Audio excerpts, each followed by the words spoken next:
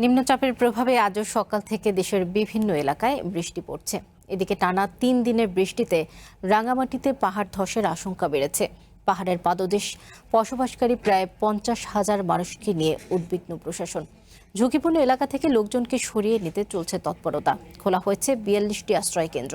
রাঙামাটি শহরের শিমুলতলী, রূপনগর, ভেদভেদী ও লোকনাথ মন্দির সহ 28টি এলাকাকে পাহাড় ধসের ঝুঁকিপূর্ণ হিসেবে চিহ্নিত করেছে প্রশাসন। শহরের জগন্নাথ মন্দির আশ্রয় কেন্দ্রে 22টি পরিবার আশ্রয় নিয়েছে। তাদের জন্য খাবার ও সুপেয় পানির ব্যবস্থা করা হয়েছে।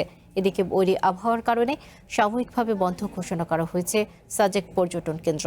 অন্যদিকে দেশের 4 সমুদ্র বন্দরকে 3 নম্বর স্থানীয় সতর্ক সংকেত দেখিয়ে যেতে বলা হয়েছে। পূর্বাভাস অনুযায়ী খুলনা, বরিশাল, চট্টগ্রাম ও সিলেট বিভাগের অধিকাংশ জায়গায় এবং রংপুর, রাজশাহী, ঢাকা ও ময়মনসিংহ বিভাগের অনেক জায়গায় অস্থায়ীভাবে দমকা হাওয়া ও বিদ্যুৎ চমকানো সহ হালকা থেকে মাঝারি বৃষ্টি কিংবা বজ্রসহ বৃষ্টি হতে পারে।